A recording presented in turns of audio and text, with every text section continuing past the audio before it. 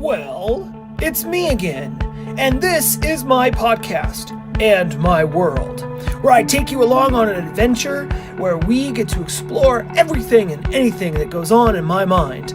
Oh boy, is it random, is it crazy, it's nuts, it's all over the place. So grab yourself a cup of coffee and let's have a good time. Well, hello there, friends. It's me again. Woo! Hello and welcome to my wonderful, relaxing podcast. I'm Graham, and this is my world, and this is what I've observed in my opinions, and yada yada yada.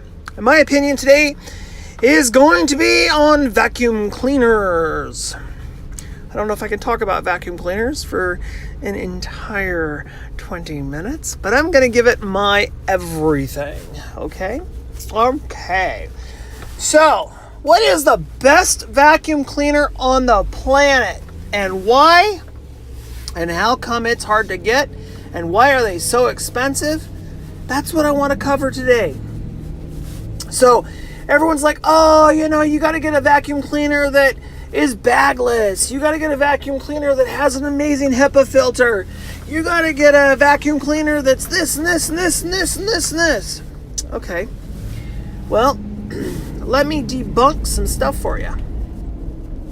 You want to buy a good vacuum cleaner that's going to last forever and that's going to cost you very little, right? In maintenance fees and all that kind of stuff. And you're like, all right, I'm going to go buy this brand new upright Hoover, and it's bagless, so I don't ever have to buy bags again. This is going to be great. Well, you're not going to have to buy bags again. That is correct. However, you will have to buy a new vacuum cleaner soon. All of the vacuum cleaners these days, for the most part, are cheap plastic, cheap garbage. They are, in my opinion, designed to not last. They are garbage. They're cheap. They're cheap. And there's a reason for this. The reason, I think, is because they're not charging you for vacuum bags.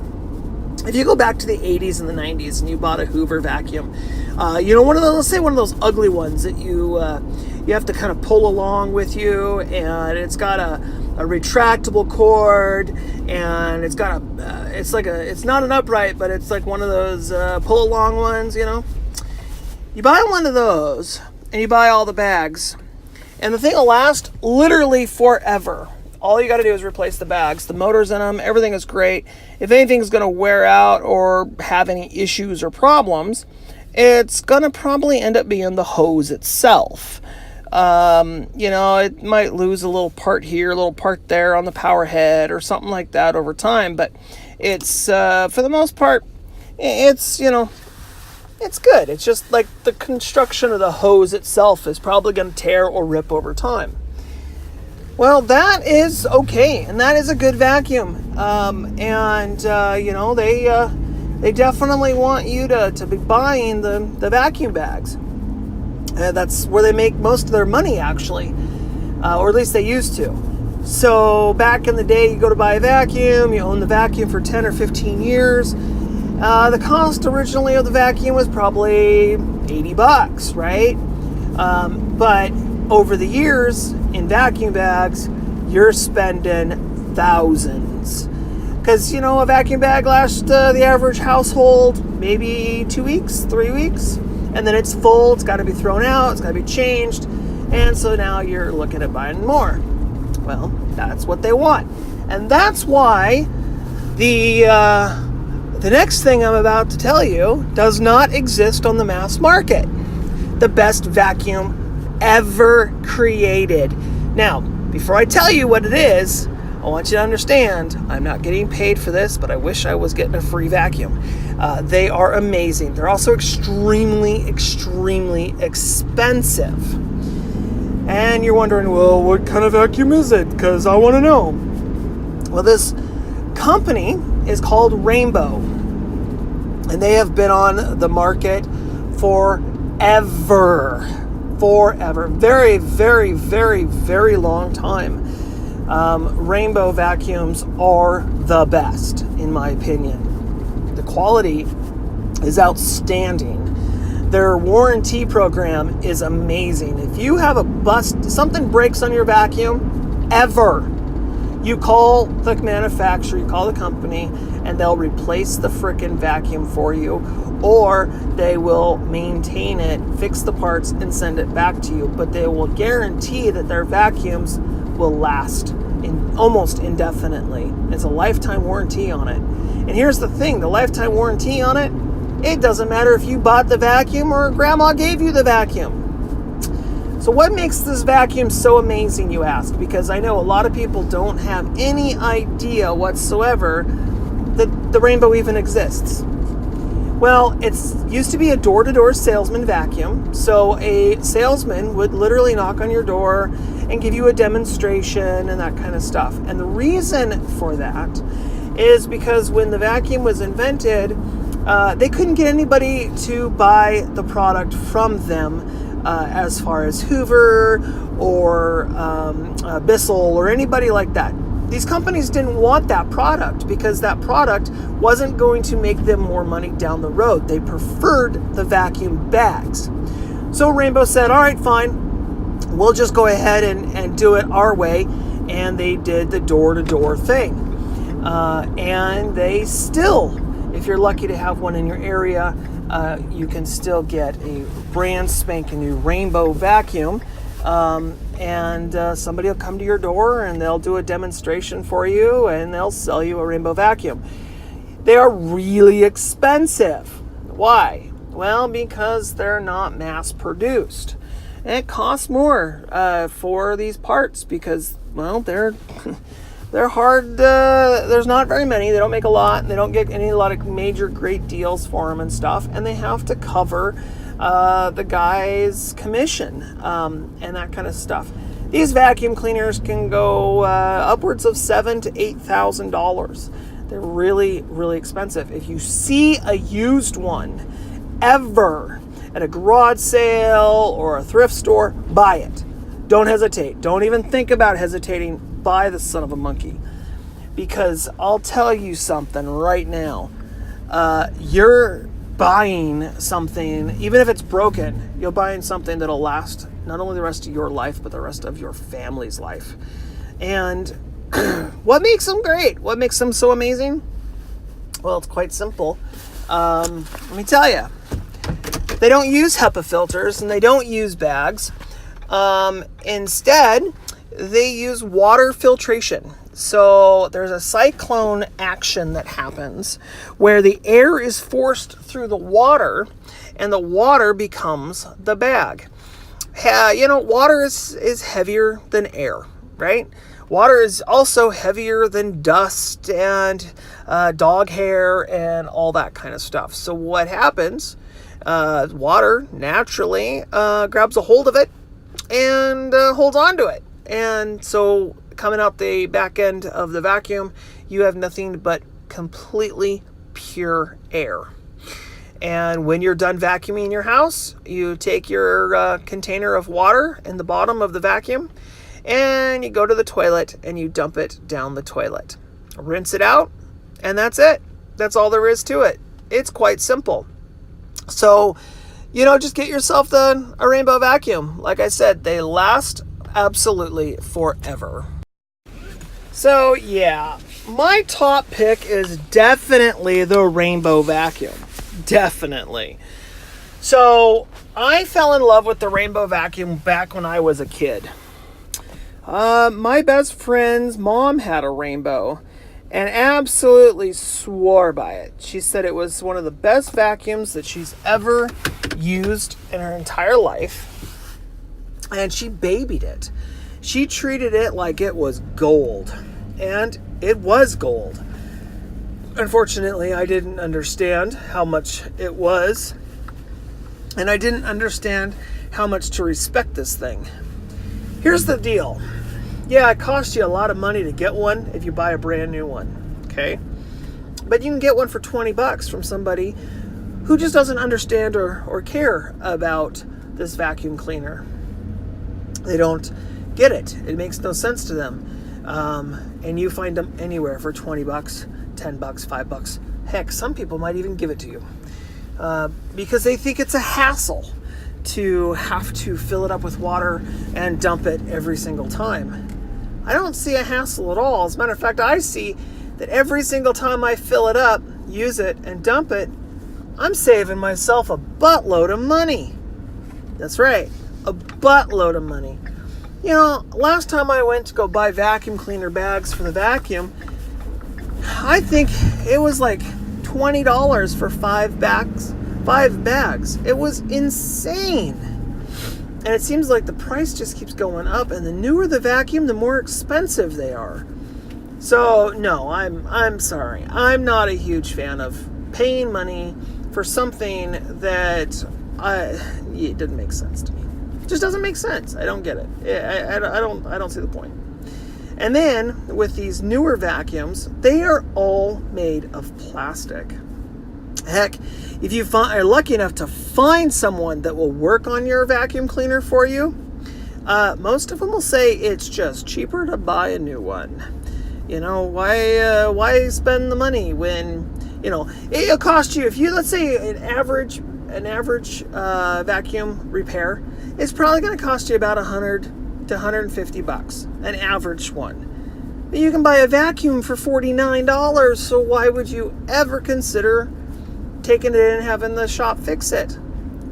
Yeah, so I'd rather spend the money and get something of quality that I know is going to last pretty much indefinitely, and I don't have to pay the man for a vacuum bag because it doesn't make any sense. So that is definitely something that I like. I'm kind of a big supporter, and we've had a lot of vacuums over the years.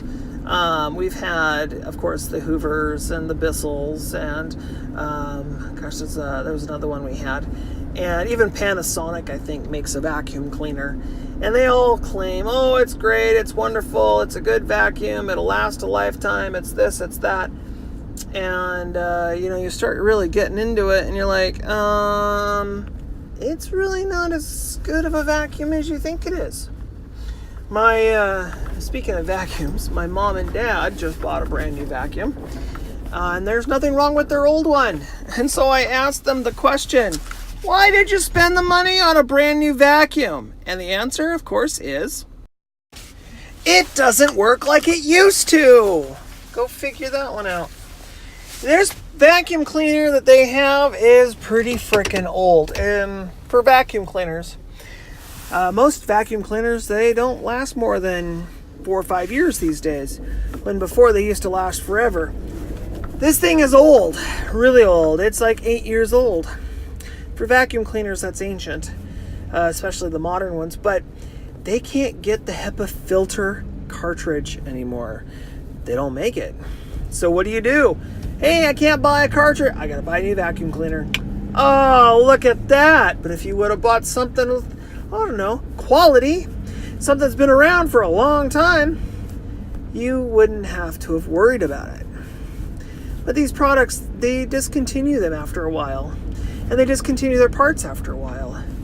And yeah, you might get an off-brand vacuum bag for them. But after a period of time, they stop making them because they have so many different models. And they just don't see the point spending the money to continue making something when they could just discontinue it and make you buy a new vacuum. So why give them the power?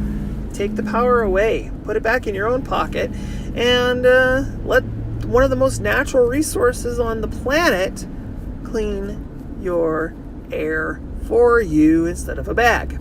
Rainbow. They bought it. Oh, and the other thing is, she's like, well, it doesn't work as well as it used to. And I'm looking at it, and I'm like, oh my God, that's so gross. The cartridge that holds the dirt that you dump out doesn't look like they've ever put it through the washing machine or the dishwasher, or washed it, rinsed it, or done anything to it. It is horribly disgusting. And it's just like, wow, really? I mean, you gotta keep things clean. But I mean, that's only part of the problem. So, anyways, like I said, I think that's probably the best vacuum cleaner there is, in my opinion, is the Rainbow. Kind of curious what you think on it. I don't own a Kirby. I wish I did. Kirby's are also amazing vacuums, but with a Kirby, you have to have a vacuum bag. But yeah, so I'm kind of curious what you think, and if you have any suggestions on topics or anything whatsoever that I could talk about, you let me know what you think down there in that comment section, and I'll be more than happy to give you what you think. I want to give a shout out to Papa. I did get your comments, and you know what? They're amazing, dude. Your questions are fantastic, and yeah, good questions, and very good, valid points, and that is making me kind of think about what you said, so that I can give you what I think. So I will do that most likely on my next podcast, and give you a breakdown of your questions and what I think of them as well. So especially the clean coal. Yeah, we all know that coal's not clean, but let's talk about it next time. Okay, let's see. What else should we talk about? We got a few more minutes. Well, other products too. It's not just vacuum cleaners where the industry tries to give you the second best thing to get you to come back. There's actually a lot of industries and companies out there that do what they can to make sure that you have the second best product instead of the best product. For instance, automobiles is a good example. When you go to buy a car, a lot of cars are cheap garbage these days. They're designed, for instance, to get into an accident one time, and then they're totaled. They're garbage. And the thing about those is they have this value thing. So if it costs a certain amount of money to repair it, over a certain limit, I think it's a percentage of how much the vehicle is actually worth, I think is how it's set up, then they consider it totaled. I'm sure, I don't have any proof, but I'm sure there's some sort of kickback or something that the insurance company gets from the automotive industry for totaling a vehicle. I'm sure there's something or some sort of, there's got to be some sort of thing. Maybe there's not. I don't know. But they design them and they say, oh, well, it's for safety standards. The reason they give you a car that collapses and folds and falls apart when it gets bumped is for safety. Well, I gotta make crumple zones. Well, really? Okay, let's go back in time a little bit. For all those who don't remember the 50s and 60s, and even some of the 70s. You get into a wreck with, going 30 miles an hour with the old Buick. And usually they're just regular fender benders, in the neighborhood. Somebody runs a red light and bumps the side of you and kind of like whatever. And then when you're done, you both drive away. Well, that kind of seems weird, right? Like, if you have a little neighborhood fender bender these days, your vehicle is totaled. It is done for. But back in the 50s and 60s, if you had a fender bender, well, now you just got a dent. It's a fender bender. It bent your fender. But your vehicle can still go down the road. It can still drive. So, you start asking yourself, what would be the purpose of making crumple zones? Well, it's safer. Is it? Is it really safer?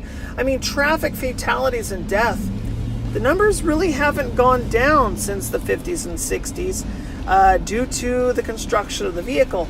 If anything, it probably costs a lot more because now you have to buy a new vehicle. This has been a Graham's World broadcast brought to you directly from Graham's mind. So stay tuned because there's more to come.